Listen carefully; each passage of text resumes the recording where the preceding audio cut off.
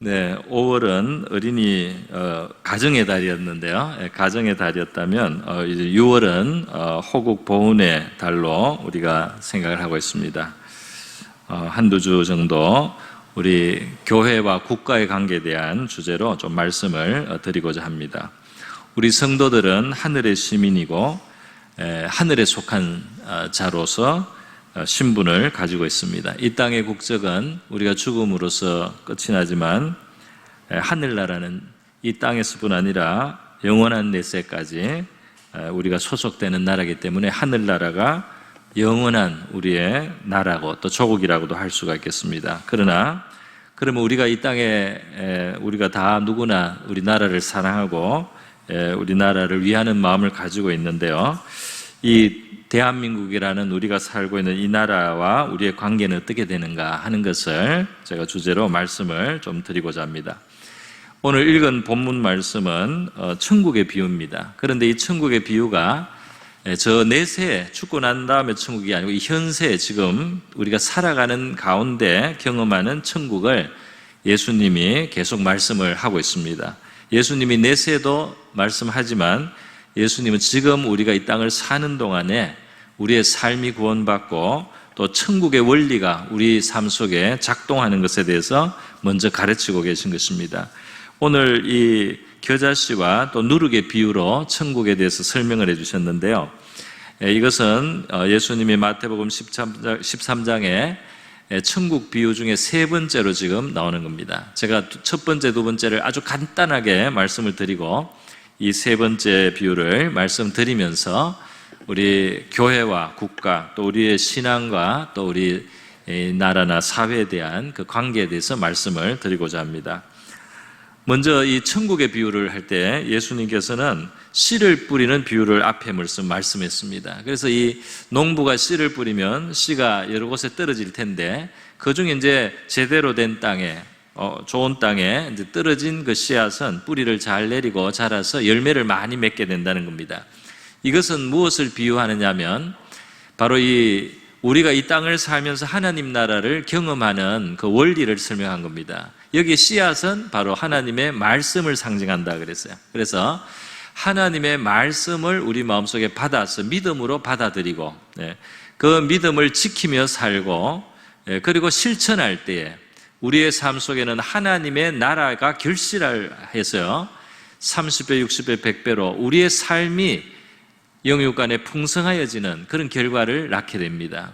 그래서 이 말씀을 빼앗기지 말고 말씀을 마귀가 가로채지 못하게 하고 또 말씀 때문에 약간 어려움이 왔다고 해서 믿음을 포기하거나 말씀을 내가 부정하지 말고 하나님의 말씀을 끝까지 인내하고 품고 그것을 믿고 또 지키고 그리고 순종하면서 살아가면 견디면 열매를 반드시 맺는다. 이것이 천국의 첫 번째 원리입니다. 그렇기 때문에 우리 하나님 백성은 이 땅을 살면서 하나님 나라를 우리가 경험하기 위해서 반드시 하나님의 말씀에 귀를 기울여야 할 줄 믿습니다. 그리고 하나님 말씀을 마음으로 깊이 생각하고 믿고 말이죠. 그리고 그것을 순종하고 실천하는 저와 여러분 될 수 있기를 바랍니다. 두 번째로는 무슨 말씀을 하셨냐면 이 밭에 좋은 씨도 있지만은 가라지도 뿌려진다는 겁니다. 그래서 이 가라지도 같이 자라기 때문에 이것이 완전하지 않다는 거예요. 이것은 바로 오늘 우리로 말하면 교회를 말합니다. 그래서 이 천국 백성과 같이 모여 있지만은 여기에 아닌 경우도 있다 이 말입니다. 그래서 이 논밭에 가면은 이 피나 가라지 같은 것이 자라는데요.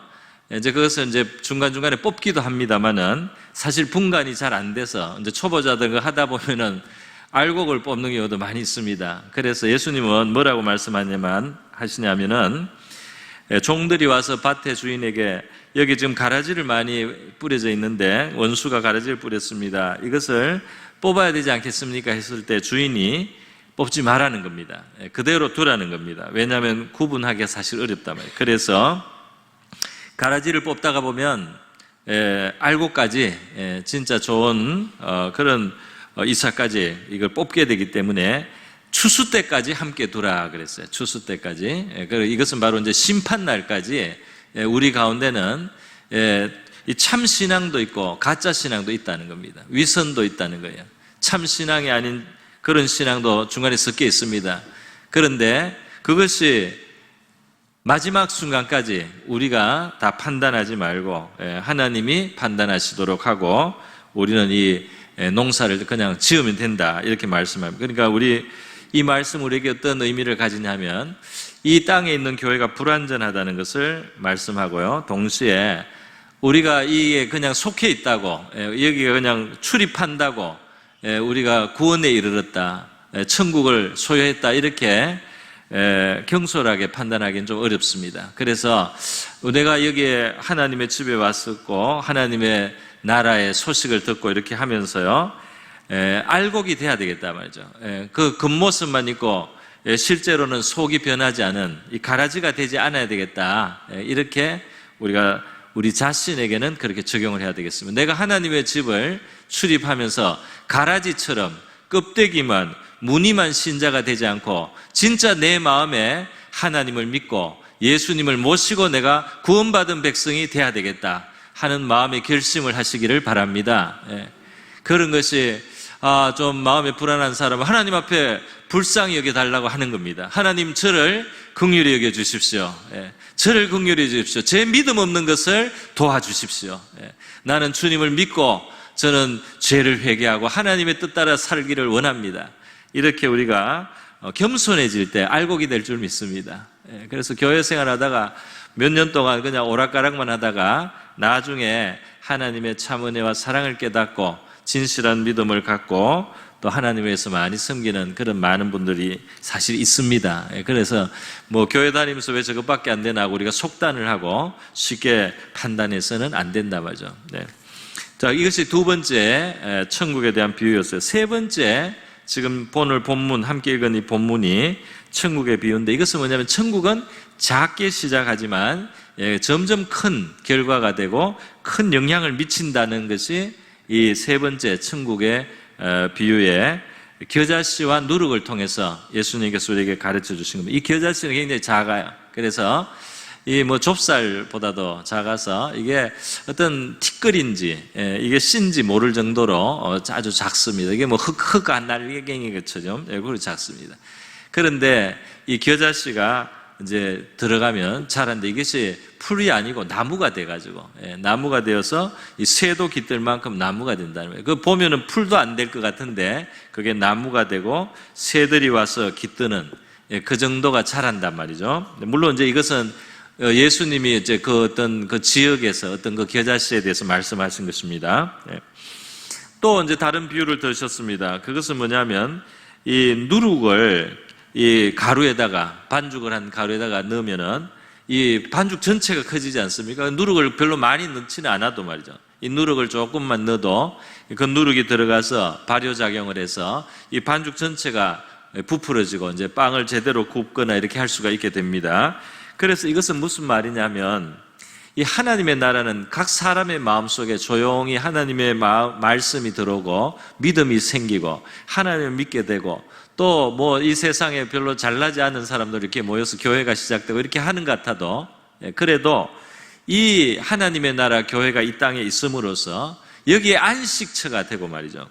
그리고 이것이 온 사회에 영향을 미치게 된다는 것입니다. 할렐루야. 이 사회, 이 국가, 이 세상이 말이죠. 이 반죽과 같아서 여기에 이제 이 누룩이 들어가면은 그 누룩이 발효하는 그런 성질을 가지고 있어서 거기에 이제 변화가 온다 이 말입니다. 예수님이 이 세상을 어둠으로 비유하시고 자신을 빛이라고도 하셨어요. 그리고 우리를 빛의 자녀라고 불러주시기도 했습니다. 빛이 있으면 어둠이 물러가지 않습니까? 하나님의 자녀가 살아계신 하나님의 이름을 부르고 이 땅을 축복하고 이 또 자신의 삶을 위해서 기도할 때 하나님의 빛이 이 세상에 임하게 되는 줄 믿습니다. 그리고 이 땅의 어둠이 점점 물러가는 거죠. 그래서 여기 아주 세상에 이 타락한 세상에 말이죠. 그냥 이 하나님의 빛이 없으면 온갖 회개한 미신과 그리고 아주 인간의 욕망이 말이죠. 아주 그렇게 추한 모습으로 나타나고 아주 사람의 삶이 상하고 말이죠. 그리고 인격이 무시되고 말이죠. 그리고 굉장히 불행하고 비극적인 일, 비참한 일들이 많이 있습니다. 그런데 이 복음이 들어와서 하나님의 형상으로 사람이 대우를 받게 되고, 그리고 하나님의 사랑을 깨닫게 되고, 하나님의 은총이 임하게 되고, 저주가 물러가고, 마귀의 영향이 점점 물러가면서 우리 사람이 인간답게 참으로 살아갈 수 있는 그러한 빛의 나라가 이루어지는 줄 믿습니다. 그래서 한 사람 한 사람의 삶에도 구원이 임하지만 사회적으로, 국가적으로도 빛이 임한다 이 말입니다. 여러분, 이 한 나라, 한 민족, 한 국가, 이것을 성경에서도 굉장히 의식을 하고 있어요. 우리가 모든 민족에게 가서 복음을 전하라고 예수님 말씀하셨지만, 이 각 나라가 말이죠, 각 나라가 공동체로서 하나님 앞에 심판이나 징벌도 당합니다. 그러니까 각 나라의 어느 민족의 죄가 쌓이면 그 민족이 같이 벌을 받아요. 그러니까 하나님 앞에는 민족이 하나의 공동체라는 것을 성경의 여러 곳에 말하고 있습니다. 아모스 1장과 2장 같은 데 보면요, 그 여러 이스라엘뿐 아니라 그 주변에 다메섹, 가사, 두로, 에돔, 암몬, 모압, 이 여러 나라들을 하나님이 일일이 다 거론을 하면서 가사의 서너 가지 죄로 내가 심판하겠다, 에돔의 서너 가지 죄로 내가 심판하겠다, 암몬의 서너 가지 죄가 이런 죄가 있는데 내가 이렇게 심판하겠다, 모압의 민족에 이런 서너 가지 죄가 있는데 내가 이렇게 심판하겠다, 이렇게 하나님이 민족 단위로 보시고 그 죄를 보시고 심판을 행하시는 그런 하나님의 모습을 우리가 볼 수 있다 이 말입니다.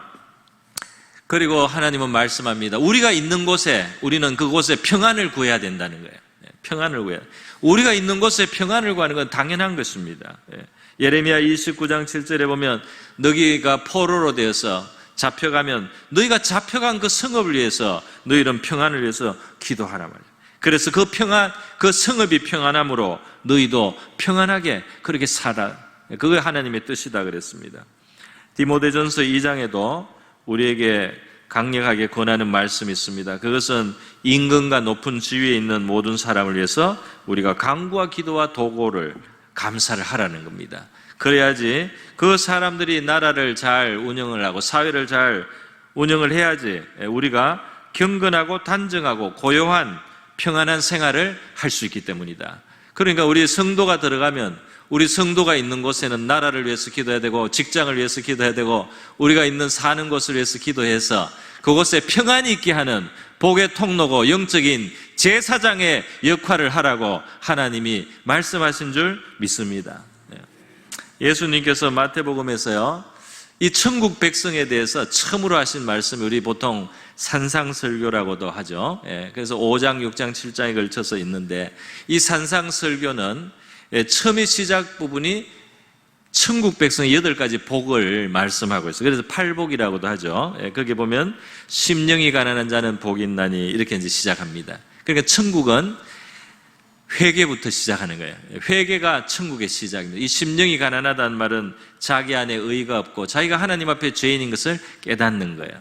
그래서 심령이 가난한 자는 복이 있나니 천국이 그들의 것이며, 이렇게 해서 예수님이 회개하는 자가 천국을 얻게 된다 이렇게 말씀합니다.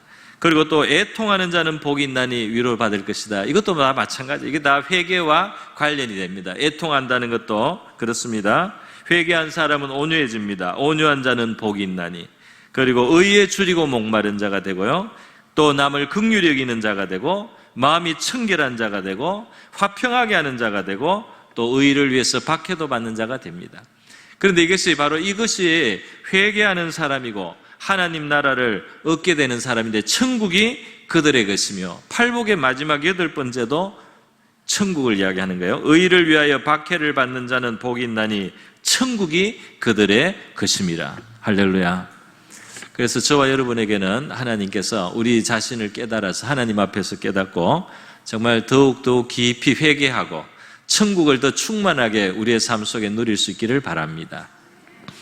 그런데 이 팔복을 말씀하신 다음 예수님이 하신 말씀이 있어요. 그게 뭡니까? 이 세상에서 우리의 역할입니다. 회개하고 천국을 소유하게 된 하나님 백성은 어떻게 되느냐? 바로 팔복에 이어지는 마태복음 5장 13절 말씀 보면 너희는 세상의 소금이다 이 말씀을 하시는 거예요. 너희가 세상의 소금이 되니 그 맛을 잃으면 안 된다. 그리고 너희의 그 신앙의 독특한 맛을 잃지 마라. 그 짠맛을 잃으면 던져서 밟히게 된다. 너희 신앙, 참 신앙을 너희들은 잃으면 안 돼. 그리고 또 말씀합니다. 너희는 세상의 빛이라 그랬어요. 산 위에 있는 동네가 숨기지 못한다. 교회는 주목을 받게 되어 있습니다. 사람이 등불을 켜서 말 아래 두지 않고 등경 위에 두나니 이러므로 집안 모든 사람에게 비치느니라. 이같이 너희 빛이 사람 앞에 비치게 하여 너희도 그들로 세상으로 하여금 너희 착한 행실을 보고 하늘에 계신 너희 아버지께 영광을 돌리게 하라 그랬습니다. 그래서 이 세상에 소금과 빛의 역할을 한단 말이에요. 이게 회개하고 하나님 믿는 사람, 천국 속한 사람이 바로 이 세상에 짠맛도 내고 그리고 이 세상의 어둠에 밝히는 빛의 역할도 하게 될 것이라고 예수님께서 말씀을 해주셨습니다. 여러분, 우리가 예수 믿고 우리 자신만 그냥 잘 되고 끝나는 게 아니에요. 우리 자신만 평안하고 끝나는 게 아니고 우리 자신만 구원받고 끝나는 것이 아니고 우리가 진실한 회개를 하고 하나님의 백성이 됐을 때 이 땅에 소금도 되고 빛도 되는 줄 믿습니다. 우리가 아무리 보잘것없어도요, 우리가 아무리 형편과 여건이 안 좋아도 우리의 존재 자체에서부터 시작해서 우리는 하나님께서 이 세상에 소금으로 간주하시고 빛으로 간주하십니다. 우리의 짠맛을 잃지 않도록 하고 또 우리의 빛으로서의 그런 우리 자신의 영혼을 우리가 잘 지켜나가야 되겠습니다. 자, 그런데요, 오늘 제가 이제 말씀드리는 것은 이것입니다. 이렇게 빛과 소금이 되고 에스겔서 47장의 말씀에 의하면 이 세상에 우리 믿는 사람은 이 생수의 강, 하나님의 성령의 역사를 말합니다.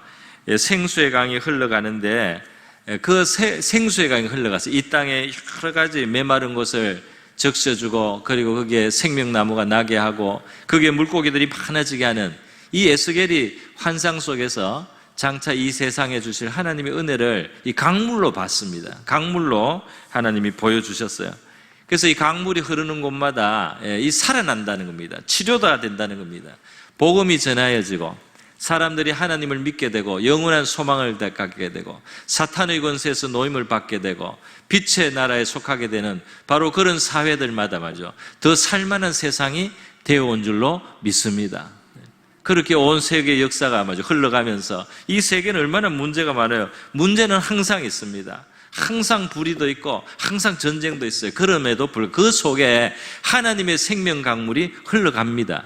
거기에 예수를 믿고 말이죠, 하나님의 참 신앙을 가진 사람들이 생겨나고 그것이 사회에 영향을 미치는 사회마다 더 나은 세상이 된 것이 사실이다 이 말입니다.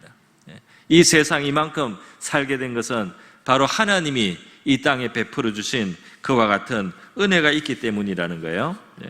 실제로 이런 일들이 우리 바로 한국에도 이루어졌고 세계 역사에도 많이 이루어진 것입니다.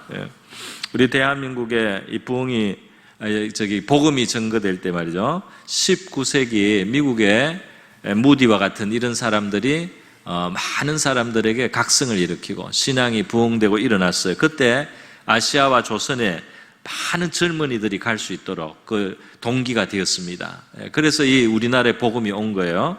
그리고 그 사회는 사회대로 많이 정화가 된 겁니다. 미국 사회가 기독교적 가치가 많이 들어가고 더 많이 생긴 것은 이런 일들이 계속 역사 속에 있었기 때문이죠. 우리나라도 개화기에 복음이 들어오면서 어떤 일을 했습니까? 이 옛날 구습을 끊고 술, 담배 찌들고 노름에 찌들고 이렇게 살았던 것을 끊어버리게 되고요. 그리고 고아들을 구제하고 학교를 세워서 계몽을 하고 많은 병원도 세웠습니다. 그리고 복음을 전하고 말이죠, 많은 사람들이 절망적인 삶에서 일어나서 정상적인 삶을 살고 말이죠, 이렇게 해서 이 나라가 오늘까지 발전해 온 것입니다. 우리 6.25 지금 또 주간이니까 6.25도 한번 제가 이야기해 보겠습니다.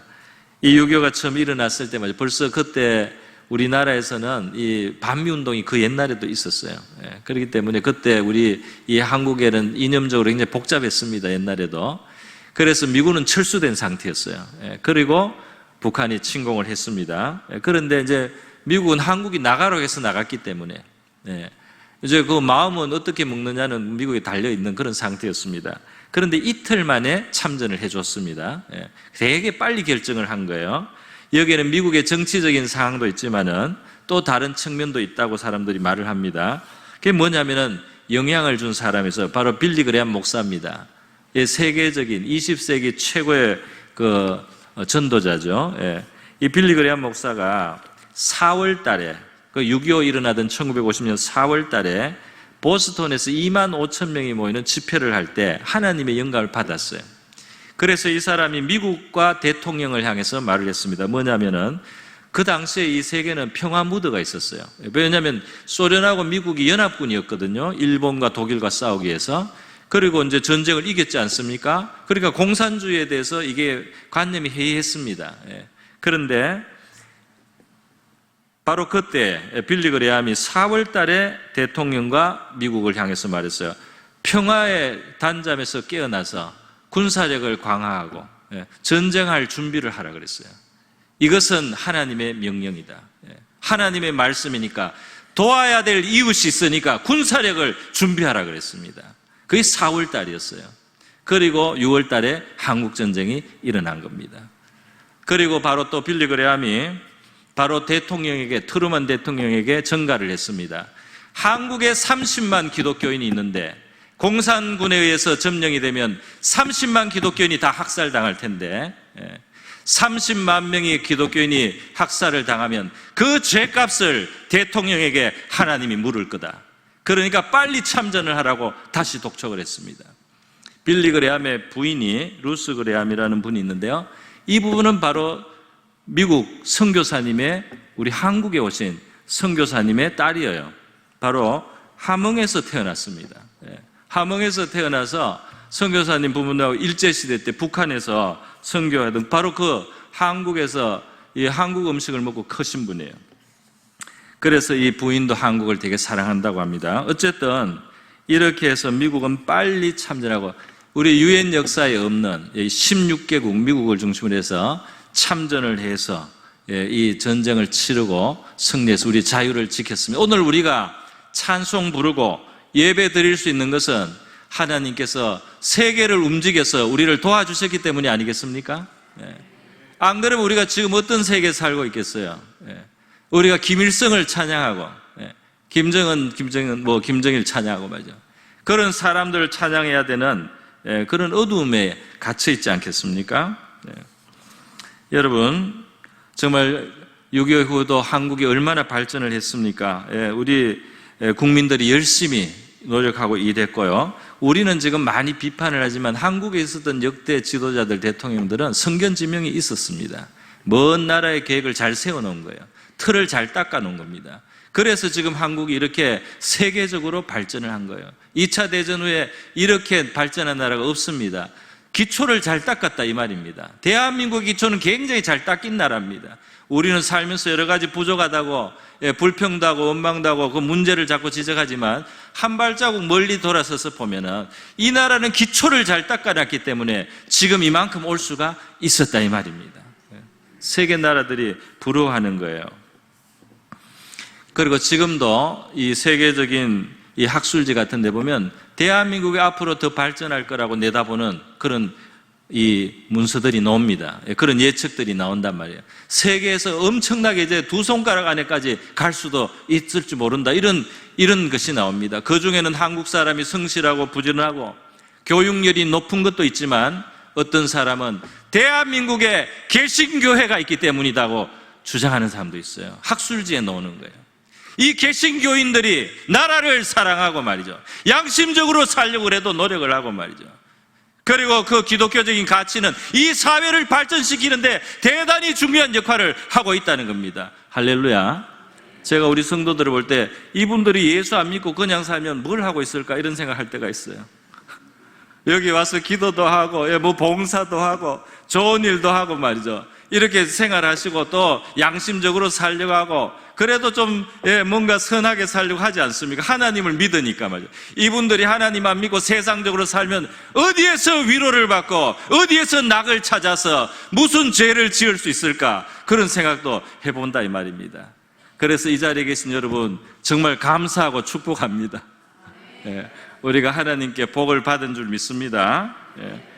그런데 여러분 지금 우리나라에는 어둠도 또 많이 또 일어나고도 있어요. 예, 오늘 우리 장로님도 기도해 주셨지만은 차별금지법 이런 거 말이죠. 이게 뭡니까? 이게 이름은 너무 좋아서 모든 사람이 속아요. 예. 일반 직업인들은 너무 많이 속고 있습니다. 언론도 그냥 파상적으로 공세적으로 나옵니다. 그런데 이 차별금지가 이름은 좋은데 독소가 있단 말이에요. 그게 무슨 우리 신앙하고 완전히 상충되고 하나님의 가치, 건전한 세상을 이루는 데 있어서 꼭 필요한 것들하고 상충이 되는데 이 서구 세계가 교만해져서 말이죠. 이 사람의 인권이 최고가 되고 자기 하고 싶은 대로 하는 게 자유고 그냥 그걸 다 인정해 줘야 되고 그걸 조금이라도 문제시하지 말라는 겁니다.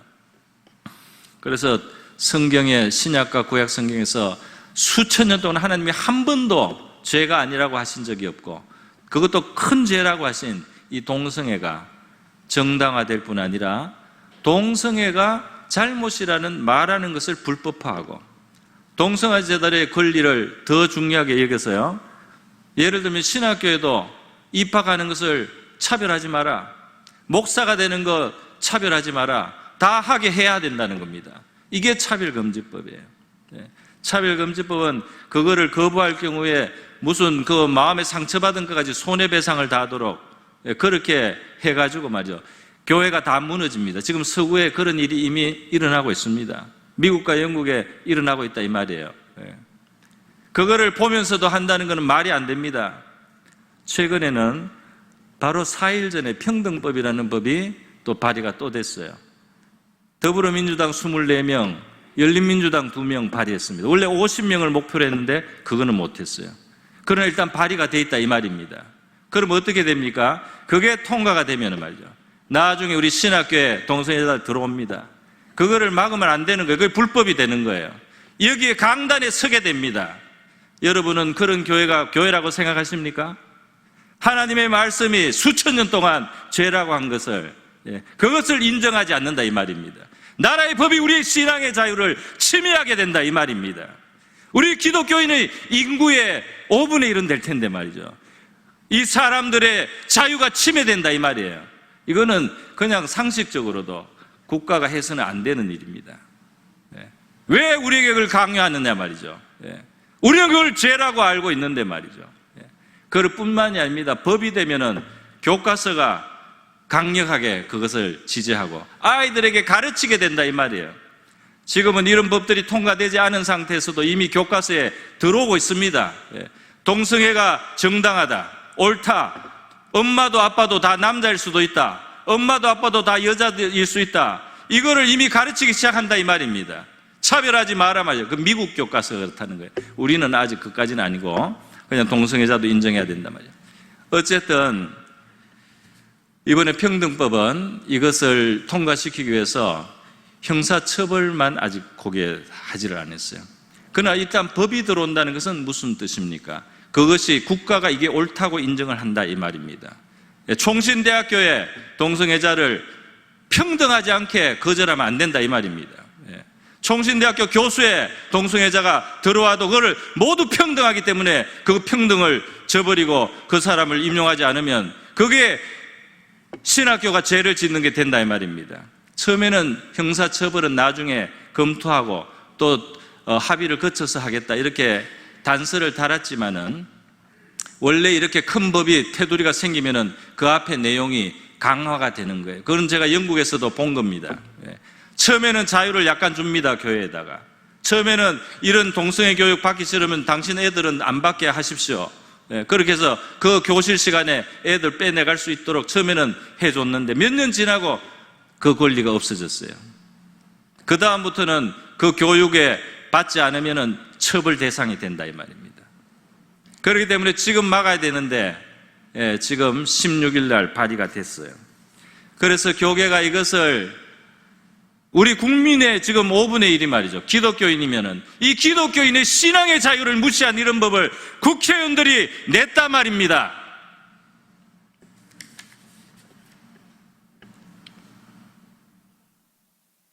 우리가 집에 강도가 오면은 막아내지 않겠습니까? 우리의 신앙의 자유를 지금 빼앗기는 위기를 우리가 당했다 이 말입니다. 여러분은 대한예수교 장로회 합동측 교인이고요. 그리고 총신신학교가 있습니다. 이것은 이제 개혁주의 신학이라고 해서 켈빈이라고 하는 종교개혁자가 어거스틴이라고 하는 교부의 사상, 그리고 어거스틴은 바울의 사상을 많이 그대로 흡수해서 이루어진 그런 전통이 있습니다. 그래서 상당히 성경적이라고 알려져 있어요. 우리 개혁주의에는 3대 신학자가 있습니다. 3대 신학자가 있는데 또 3대 신학자 중에 한 사람이 네덜란드 화란의 아브라함 카이프라는 분이 있어요. 그런데 이 아브라함 카이프가 화란의 수상입니다. 1901년부터 1905년까지 그 나라를 정치를 했어요. 언론을 50년 했습니다. 그리고 목사입니다. 그리고 수상입니다. 화란 같은 나라, 그러니까 네덜란드 같은 나라, 북구의 나라들 중에 이 기독교 당이 많습니다. 많아요. 여러분 지금 독일을 아주 잘 이끌어서 칭송을 받고 은퇴를 하는 그 메르켈 총리 있지 않습니까? 신문에 기민당이라고 나오죠. 기독교 민주당입니다. 유럽에는 기독교 당이 있어요. 신앙과 이 사회는 분리되어 있지 않습니다. 개혁주의 신앙은 원래 그렇습니다.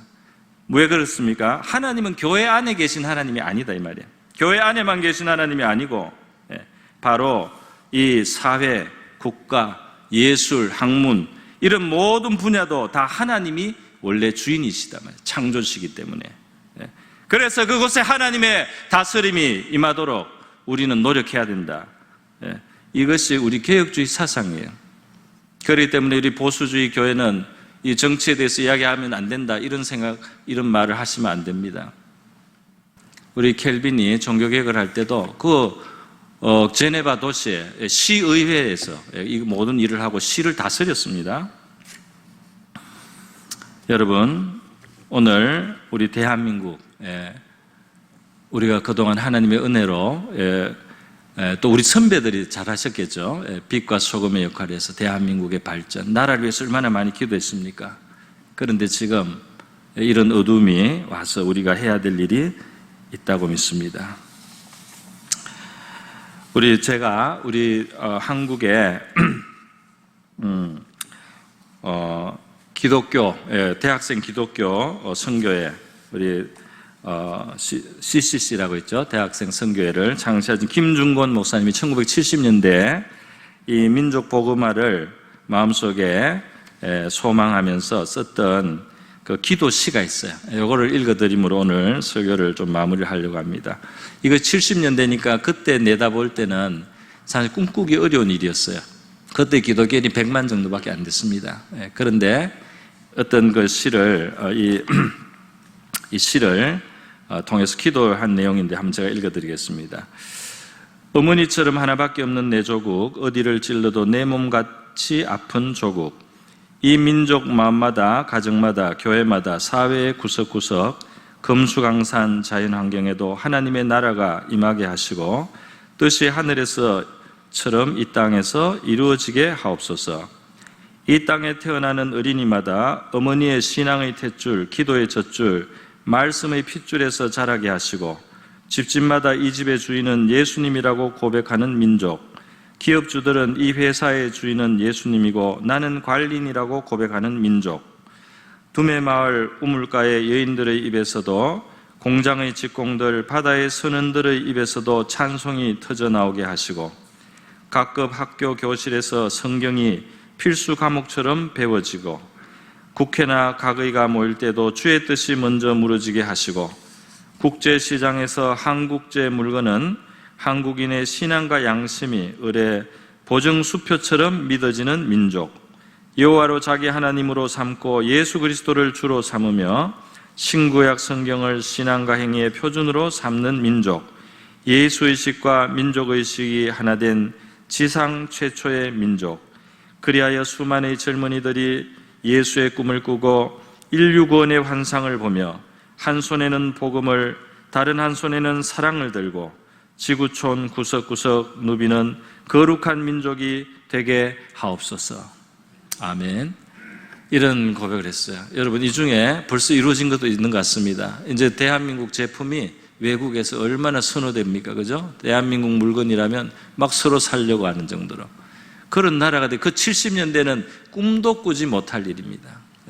그런 일들을 하나님이 우리에게 베풀어 주셨고요. 실제로 골짜기마다, 거리마다 십자가 교회를 우리가 볼 수가 있습니다. 우리가 짠맛을 더 가져서 이 땅에 정말 하나님의 축복이 더 임하게 하는 우리의 역할을 잘할 수 있기를 바랍니다.